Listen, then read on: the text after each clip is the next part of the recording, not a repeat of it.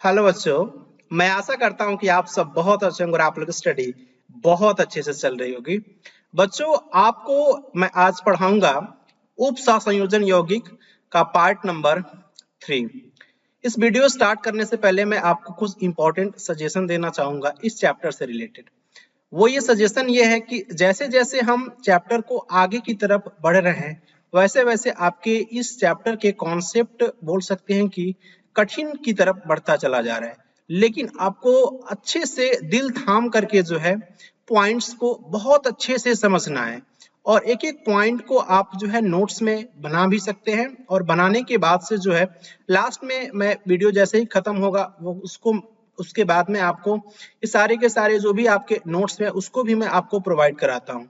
तो बच्चों, आपको थोड़ा सा भी घबराना नहीं है, चीजों को बहुत ही आसानी से हल्के तरीके से एक आनंद मन से आपका जब आप अपने आप को खुश रखेंगे, खुशी रहे आपके चेहरे पे आएगी, तभी आप पढ़ाई को आप इंजॉय या एंटरटेनमेंट कर सकते हैं।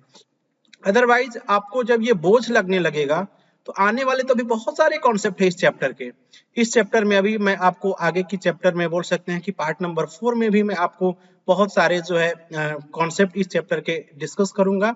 तो आपको घबराना नहीं है, मेरा सजेशन ये कि आपको घबराना नहीं है और जो भी मैं आपके साथ डिस्कस कर रहा हूँ उसको बहुत आसानी से समझने की लेमन लैंग्वेज में कोशिश करना है। कोई भी आपको डाउट हो तो आप बेहिचक जो है कमेंट करके जो है आप मुझसे पूछ सकते हैं। ठीक है बच्चों, तो आइए शुरू करते हैं फिर आज का इंपॉर्टेंट वीडियो। बच्चों, आज के इस वीडियो में एक इंपॉर्टेंट आपका ये कॉन्सेप्ट है कोऑर्डिनेशन नंबर का, जिसको हम उप सह संयोजन संख्या या समन्वय संख्या कहते हैं। बच्चों, यहाँ से आपके बोर्ड एग्जाम्स में डायरेक्टली क्वेश्चंस पूछे जाते हैं। कोई आपका कोऑर्डिनेशन कंपाउंड दे देगा और आपसे पूछेगा कि आप बताइए कि ये जो आपका जो केंद्रीय परमाणु है इसका बेसिकली जो है आपका इस केंद्रीय परमाणु का आपसे क्या पूछ लेगा, तो कोऑर्डिनेशन नंबर या उप सह संयोजन संख्या पूछ लेगा। ठीक है बच्चों, तो आपको समझना है कि आखिर ये उप सह संयोजन संख्या या कोऑर्डिनेशन नंबर ये आखिर ये होता क्या है बच्चों। तो आपको ये समझना है जो हमारे ये लिगैंड है, लिगैंड के बारे में मैं ऑलरेडी मैं पार्ट नंबर 2 में डिस्कस कर चुका हूँ बहुत डिटेल में। तो ये बताइए ये कौन सा लिगैंड है, ये हमारा शाइनो लिगैंड है। तो ये जो सीएन लिगैंड है, तो लिगैंड क्या होते हैं कि इसमें जो जो आपके ये कि धातु आयन जो हैं, जैसे आपकी ये धातु आयन की जो आपकी ये जो इसकी कोऑर्डिनेशन नंबर क्या होगा, तो जो भी आपके लिगैंड के उन दाता परमाणुओं की संख्या के बराबर होती है जो सीधे धातु आयन से जुड़े होते हैं।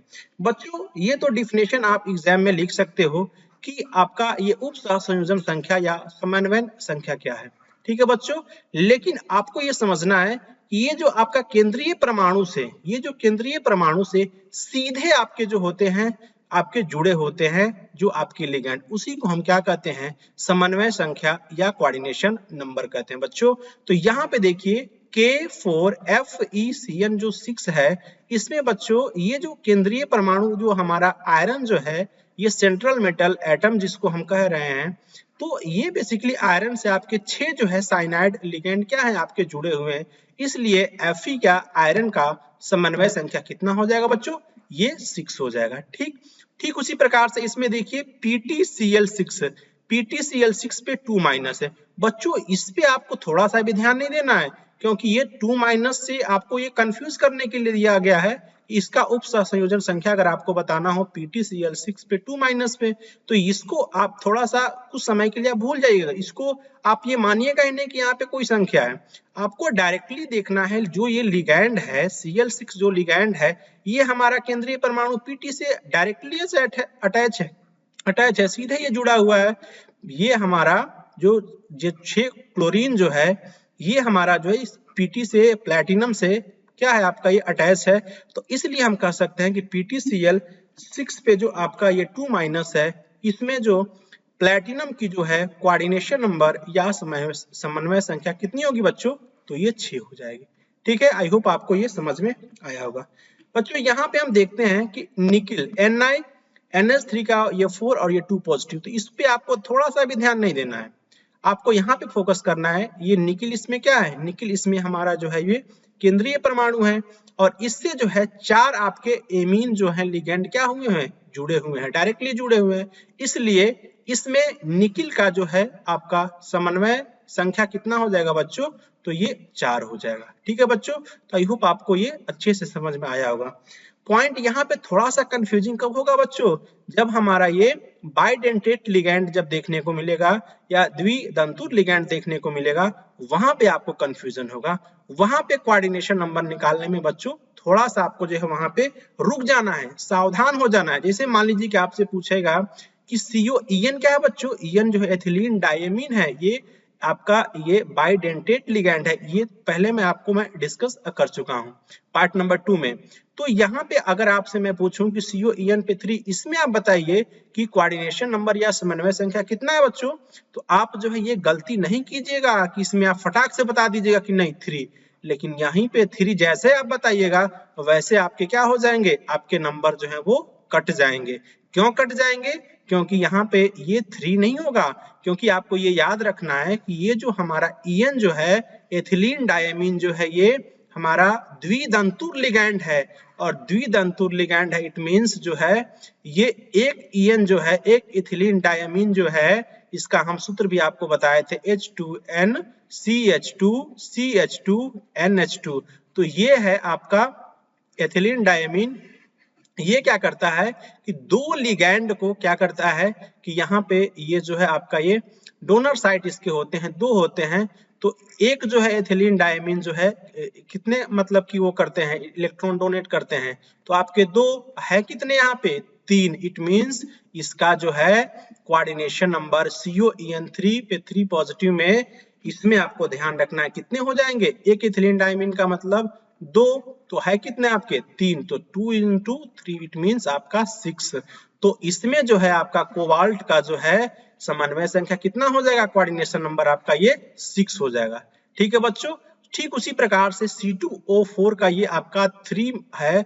C2O4 ये कौन सा लिगैंड है, ये है ऑक्सलेटो, और ये भी हमारा द्विदंतुर लिगैंड है, और ये द्विदंतुर लिगैंड है। तो एक C2O4 आपका जो है इसमें भी 2 डोनर साइट है, ये 2 इसमें जो है डोनर साइट है, तो 2 डोनर साइट है, इसका मतलब एक पे आपका 2 है, तो 3 पे कितना होगा, 3 पे आपका हो जाएगा बच्चों, ये हो जाएगा आपका जो है ये 6, कितना हो जाएगा 6। इसलिए जो है FeC2O4 ये यहाँ पे 3 है, तो 3 into 2 इट मींस आपका 6।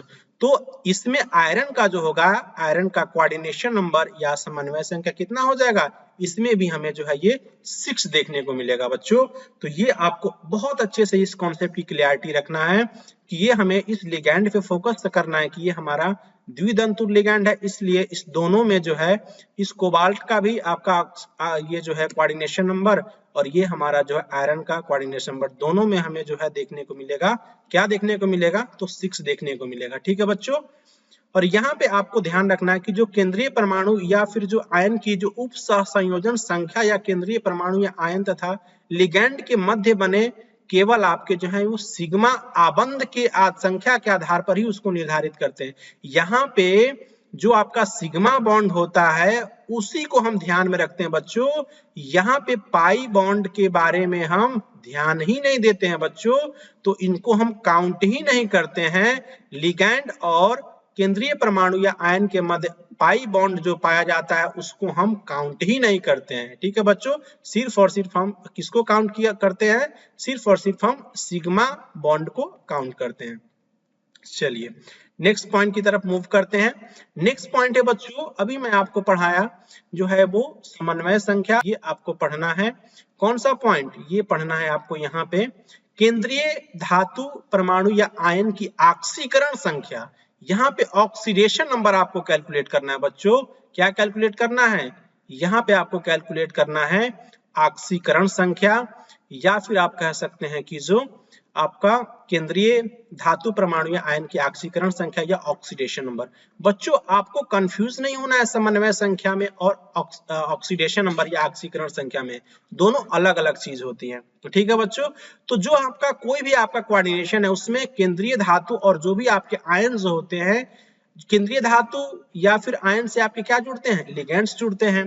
तो जो उसके इलेक्ट्रॉन युग्म सहित हटाने पर धातु पर जो आवेश आपका उत्पन्न होगा उसी को हम क्या कहेंगे, उसी को हम केंद्रीय धातु परमाणु का ऑक्सीकरण संख्या कहेंगे।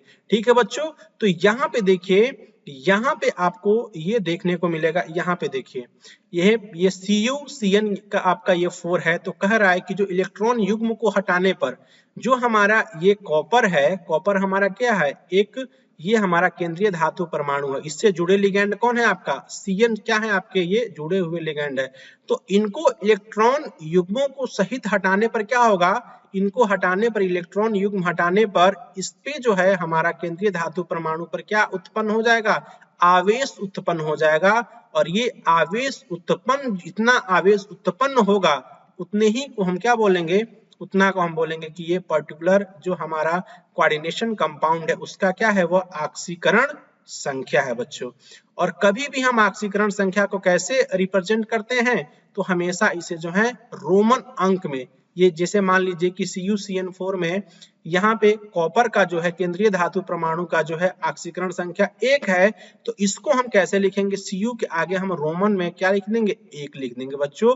ये हमारा होता है क्या, ऑक्सीकरण संख्या। बच्चों आपसे एग्जाम में क्या होता है कि कोई आपका ये कंपाउंड दे देगा और आपसे कहेगा कि आप इसको जो है क्या कीजिए, केंद्रीय धातु को जो है इसमें आप ऑक्सीडेशन नंबर या ऑक्सीकरण संख्या कैलकुलेट कीजिए। तो बच्चों में आपको ये 5 के 5 कंपाउंड है, इस पांचों के पांचों कंपाउंड में आपको मैं ध्यान से मैं आपको समझा रहा हूं कि कैसे आप ऑक्सीकरण संख्या को कैलकुलेट करेंगे जब आपके एग्जाम में क्वेश्चंस पूछा जाएगा। तो यहाँ से क्वेश्चंस आपके एग्जाम्स में डायरेक्टली पूछा जाता है। तो बच्चों फर्स्ट में हम देखेंगे कि आपका K4FeCN6 में आयरन का जो ऑक्सीडेशन नंबर +2 तो होता है, लेकिन कैसे होता है यही मैं आपको समझाऊंगा। तो यहां से कैलकुलेट करते हैं, जिसका हमें कैलकुलेट करना होता है उसके जगह पर हम x मान लेते हैं। ठीक है बच्चों, और यहाँ पे पोटेशियम का जो क्या होता है, पोटेशियम का ऑक्सीकरण संख्या कितना होता है, +1 है। कितना हमारा पोटेशियम, तो 4 है, तो +1 × 4, उसके बाद से +x, फिर उसके बाद से लिखेगा, फिर प्लस लिखिए। और साइनाइड यहाँ पे कितना है, साइनाइड है यहाँ पे 6, और एक साइनाइड का -1 × 6 बराबर 0। ठीक है बच्चों, तो 1 × 4 क्या होगा, ये हमारा हो जाएगा +4, अब प्लस और ये हमारा x और ये हमारा, इसको मल्टीप्लाई करेंगे तो -6 बराबर आपका ये 0। तो x बराबर क्या होगा, x बराबर ये आपका -6 इधर आएगा तो +6 हो जाएगा, और ये +4 इधर आएगा तो -4, तो क्या हो जाएगा, x बराबर आपका ये +2 हो जाएगा। जो कि हमारा ये x क्या है, x हमारा जो है ये आयरन है, और आयरन का इसमें ऑक्सीकरण संख्या कितना हो जाएगा, ये +2 हो जाएगा। ठीक है बच्चों, आई होप आपको ये अच्छे से समझ में आया होगा।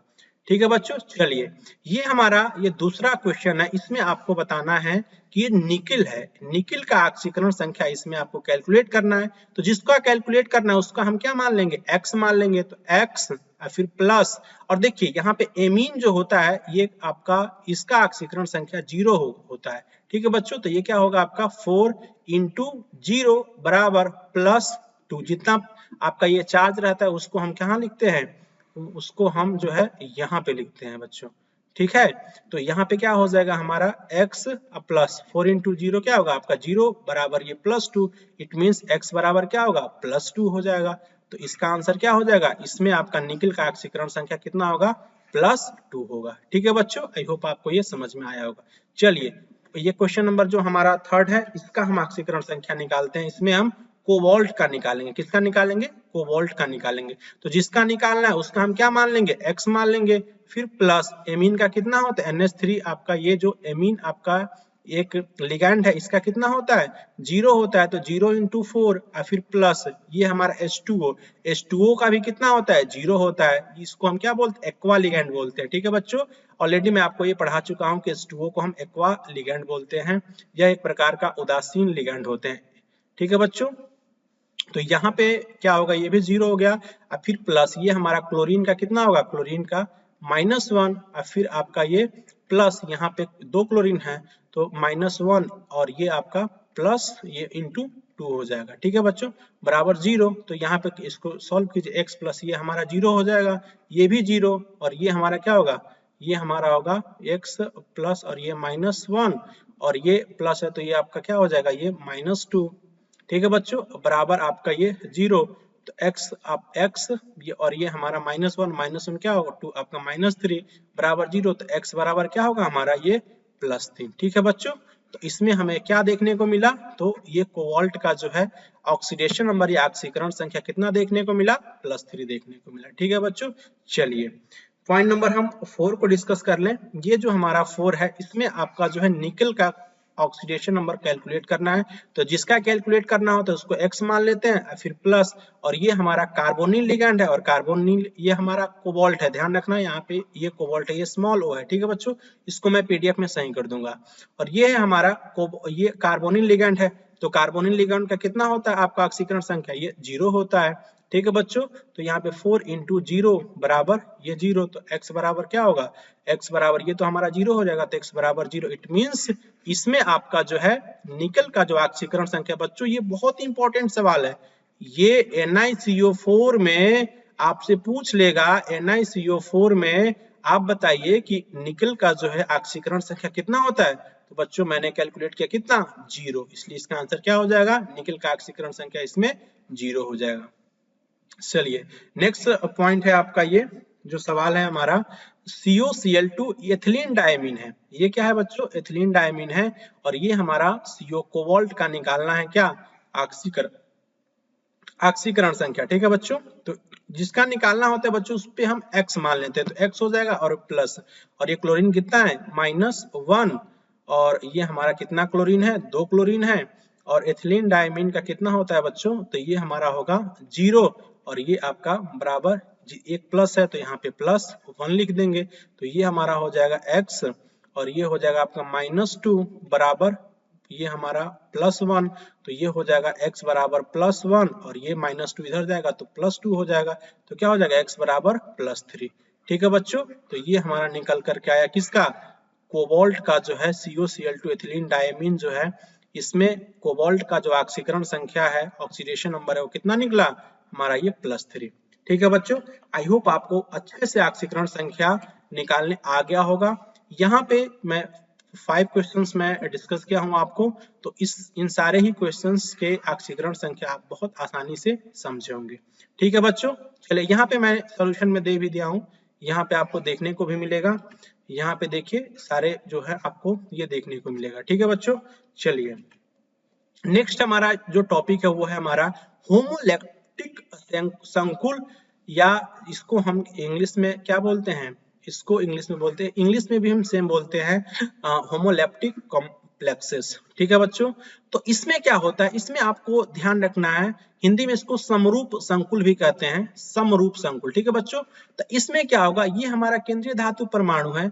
जब केंद्रीय धातु परमाणु में एक ही प्रकार के, एक ही तरह के लिगैंड जुड़े होते हैं, तो इस प्रकार के कोऑर्डिनेशन कंपाउंड को हम क्या कहते हैं, हम कहते हैं होमोलैप्टिक संकुल या होमोलैप्टिक कॉम्प्लेक्सेस के नाम से जानते हैं। बहुत ही सिंपल है, कोई आपका ये कोऑर्डिनेशन कंपाउंड दे रखा है, उसमें आप देखिए एक ही प्रकार के लिगैंड होना चाहिए। देखिए यहाँ पे एक ही प्रकार का लिगैंड है, ये हमारा केंद्रीय धातु परमाणु है Fe, और एक ही देखिए एक साइनाइड लिगैंड है, तो ये एक ही प्रकार का लिगैंड है, इसलिए हमारा ये होमोलैप्टिक कॉम्प्लेक्सेस का क्या हो जाएगा, ये उदाहरण हो जाएगा। यहाँ पे देखिए NiCO4 में देखिए ये कार्बोनिल एक ही प्रकार का लिगैंड है, इसलिए यह हमारा जो है होमोलैप्टिक संकुल का नाम थोड़ा सा भारी भरकम लग रहा है, लेकिन बहुत आसान, एक ही प्रकार के लिगैंड होना चाहिए, तो ये भी हमारा क्या है, होमोलैप्टिक कॉम्प्लेक्सेस का उदाहरण है। यहाँ भी देखिए, यहाँ पे देखिए NH3 एक ही प्रकार का लिगैंड है ना, कोबाल्ट के साथ अटैच हुआ है। 6 जो है हमारा 6 जो है आपका एमीन लिगैंड अटैच हुआ है, ये कोबाल्ट केंद्रीय धातु परमाणु के साथ, लेकिन है तो एक ही प्रकार का ना, इसलिए यह भी हमारा जो है होमोलैप्टिक कॉम्प्लेक्सेस का ये उदाहरण हो जाएगा। ठीक है बच्चों, आई होप आपको ये समझ में आया होगा, बहुत ही आसान सा टॉपिक था बच्चों। नेक्स्ट पॉइंट है हमारा हेट्रोलैप्टिक कॉम्प्लेक्सेस, जिसको हम जो है इंग्लिश में भी क्या बोलते हैं, इसको हम जो हेट्रोलैप्टिक कॉम्प्लेक्सेस के भी नाम से जानते हैं। तो इसमें क्या होता है बच्चों, बहुत ही ये भी बहुत सिंपल है। इसमें आप देखिए ये कोऑर्डिनेशन कंपाउंड है, जब इसमें एक से अधिक प्रकार के जब दाता समूह से आपके जुड़ जाते हैं, आप ऐसे भी कह सकते हैं कि केंद्रीय धातु परमाणु में एक से अधिक प्रकार के हमारे लिगैंड क्या होते हैं, जुड़े होते हैं, तो इस प्रकार के जो हमारे संकुल होते हैं उनको हम क्या कहते हैं, हेट्रोलेप्टिक जो है कॉम्प्लेक्सेस के नाम से जानते हैं। ठीक है बच्चों, तो यहाँ पे देखिए ये कोबाल्ट है, केंद्रीय धातु परमाणु है, यहाँ पे एमीन भी अटैच हुआ है, इससे एक्वा लिगैंड भी है, H2 एक्वा लिगैंड भी है और क्लोरीन भी है, तो यह एक प्रकार का हेट्रोलेप्टिक संकुल हो जाएगा। यहाँ पे देखिए ये भी क्रोमियम, ये क्रोमियम है, क्रोमियम के साथ ये एक्वा लिगैंड भी है और क्लोरीन लिगैंड भी है, तो दो प्रकार के लिगैंड जुड़ गए, तो इसलिए ये हमारा हेट्रोलेप्टिक हो गया। यहाँ पे देखिए NH3 ये हमारा एमीन है, एमीन भी है कोबाल्ट के साथ अटैच और क्लोरीन भी है, तो दो प्रकार के लिगैंड अटैच है, इसलिए यह भी हमारा हेट्रोलेप्टिक आपके कॉम्प्लेक्सेस के उदाहरण हो जाएंगे। आई होप आपको ये एग्जांपल के थ्रू ये टॉपिक आपको बहुत अच्छे से समझ में आ रहा होगा बच्चों। ठीक है, चलिए नेक्स्ट पॉइंट है हमारा एक केंद्रक संकुल। एक केंद्रक संकुल जो होता है वैसा संकुल जिसमें केवल एक ही केंद्रीय धातु परमाणु होता है, जिसमें केवल एक ही केंद्रीय धातु परमाणु होगा। देखिए यहाँ पे क्या एक ही हमारा केंद्रीय धातु परमाणु है, आयरन है, तो इस प्रकार के जो हमारे संकुल होंगे उसको हम क्या कहेंगे, एक केंद्रक संकुल कहेंगे। यहाँ भी आपको देखने को मिलेगा सिर्फ और सिर्फ आपको ये कोबाल्ट ही देखने को मिलेगा, इसलिए यह भी एक प्रकार का एक केंद्रक संकुल का उदाहरण है। ठीक है बच्चों, नेक्स्ट है हमारा ये बहु केंद्रक संकुल। नाम से क्लियर हो रहा है, मतलब एक से ज्यादा इसमें क्या है, केंद्रीय धातु परमाणु है। ठीक है बच्चों, तो उसमें क्या होगा, जिसमें दो या दो से अधिक आपके जो है केंद्रीय धातु परमाणु या आयन होते हैं उसे हम बहुकेंद्रक संकुल कहते हैं।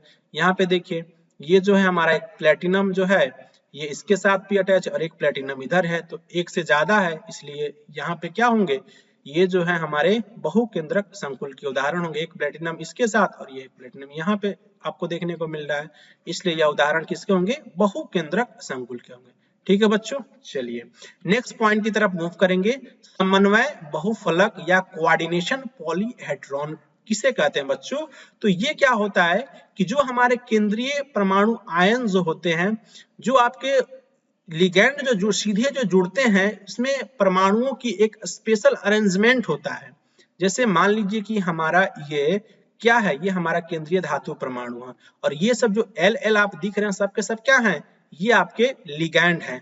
तो जो आपके ये लिगैंड जो होते हैं इनकी एक स्पेशल अरेंजमेंट होता है। जैसे मान लीजिए कि आपका एक डाइनिंग टेबल है, ठीक है बच्चों, और यहाँ पे मान लीजिए यहाँ पे आप बैठ गए खाना खाने के लिए, तो ऐसा थोड़े नहीं कि जो आप कैसे भी बैठ जाइएगा, आप एक सिस्टमेटिक तरीके से बैठिएगा ना। मान लीजिए कि आप जो है यहाँ पे 8 लोग जो है इस डाइनिंग टेबल पे, राउंड टेबल है, 8 लोगों को खाना है, तो आप एक सिस्टमेटिक तरीके से ना बैठिएगा यहाँ पे। तो जो सिस्टमेटिक आपका ये सिस्टम जो बन रहा है, लिगैंड जो केंद्रीय धातु परमाणु से जो अटैच हो रहे हैं उनका एक सिस्टम होता है, एक वो सिस्टम से बैठते हैं। देखिए बच्चों कितना हम लोग जो है बच्चे हैं, मान लीजिए कि आप लोग हैं कहीं पे खाना खाने गए और रैंडमली आप बैठ गए, ऐसे वैसे बैठ गए, ऐसे वैसे थोड़े ना होता है, एक सिस्टमेटिक तरीके से बैठना। देखिए लिगैंड को हम देख भी नहीं सकते हैं, और वो लिगैंड जो है केंद्रीय धातु परमाणु से बहुत सिस्टमेटिक है, एक स्पेशल अरेंजमेंट में बैठ गया है। देख रहे हैं बच्चों, तो इसी व्यवस्था को हम क्या कहते हैं, इसी व्यवस्था को हम बोलते हैं कोऑर्डिनेशन पॉलीहेड्रॉन, और हिंदी में इसको कहते हैं समन्वय बहुफलक। आई होप आपको ये बहुत अच्छे से ये टॉपिक समझ में आया होगा। देखिए बच्चों यहाँ पे देखिए, यहाँ पे 8 लिगैंड है, यहाँ पे कितने लिगैंड है, 1 2 3 सॉरी 4 5 6, कितने लिगैंड है यहाँ पे, यहाँ पे 6 लिगैंड जो है, यहाँ पे 6 है। अष्टफलकीय वर्ड से आप कंफ्यूज नहीं होइएगा कि यहाँ पे 8 लिगैंड है, नहीं, अष्टफलकीय आकृति में आपको कितने लिगैंड देखने को मिलेगा, तो आपको 6 देखने को मिलेगा। यही मैं आपको समझाने की कोशिश कर रहा हूं कि अष्टफलकीय, आपसे पूछ लेगा कि अष्टफलकीय आकृति में कितने लिगैंड जुड़ते हैं, तो आप अष्ट देखने के बाद से 8 सीधे लगा दीजिएगा, तो ये आपका रॉन्ग हो जाएगा। अष्टफलकीय में आपके 6 लिगैंड जुड़ते हैं बच्चों, ठीक है। और यहाँ पे चतुष्फलकीय, यहाँ पे चतुष्फलकीय में देखिए बच्चों, तो चतुष्फलकीय में आपके 4 लिगैंड जुड़े हैं। ऐसे इस प्रकार से हमारे क्या है कि ये 4 लिगैंड जुड़े हुए हैं। ये लिगैंड के जुड़ने की एल जो है बच्चों, ये क्या है, ये लिगैंड को रिप्रेजेंट कर रहा है, दर्शा रहा है, और एम क्या है, केंद्रीय धातु परमाणु। ठीक है बच्चों, यहाँ पे देखिए, यहाँ पे केंद्रीय धातु परमाणु है, और यहाँ पे एक लिगैंड, यहाँ पे एक लिगैंड, यहाँ पे एक लिगैंड, यहाँ पे एक लिगैंड, यहाँ पे, तो इस तरीके की व्यवस्था को हम क्या बोलेंगे, वर्ग समतली बोलेंगे। ठीक है बच्चों, तो वर्ग समतली में भी हमारे जो है ये 4 ही लिगैंड जुड़ेंगे, और चतुष्फलकीय में भी 4 लिगैंड जुड़ेंगे, और अष्टफलकीय में बच्चों कितने लिगैंड जुड़ेंगे, तो 6 लिगैंड अटैच होंगे। यहाँ पे देखिए त्रिकोणीय पिरामिड, इसमें कितने लिगैंड अटैच है बच्चों? तो यहाँ पे 5 जो है लिगैंड आपको देखने को मिलेंगे जो इससे जुड़े हुए हैं, केंद्रीय धातु परमाणु से, सेंट्रल मेटल एटम से जुड़े हुए हैं। यहाँ पे देखिए वर्ग पिरामिड, तो वर्ग पिरामिड में आपको जो है ये देखने को मिले कितने लिगैंड? तो ये 5 लिगैंड आपको ये देखने को मिलेंगे जो किससे जुड़े हुए हैं? केंद्रीय धातु परमाणु से जुड़े हुए हैं। तो यहाँ पे हमें देखने को मिलता है कि जब हम इनकी आकृति देखते हैं, जैसे उदाहरण में आपका दिया है कि CuNH3 6 पे आपका 3 पॉजिटिव जो है वो अष्टफलकीय है, तो आपसे पूछ लेगा कि अष्टफलकीय में जहां से नाम से ही क्लियर हो रहा है कि इसमें कितने लिगैंड जुड़ेंगे बच्चों? तो 6 लिगैंड जुड़ेंगे। ठीक है, इस तरीके इस अरेंजमेंट में आप यहाँ पे किसको रख सकते हैं? यहाँ पे कोबाल्ट को रख सकते हैं और इस तरीके से 6 जो है एमीन NH3 आप यहाँ पे लिख सकते हैं। यहाँ पे NH3, यहाँ पे NH3 और यहाँ पे NH3। ठीक है बच्चों, और एक NH3 यहाँ पे और एक NH3 आपके यहाँ पे और एक NH3 आपके यहाँ पे जुड़ जाएंगे।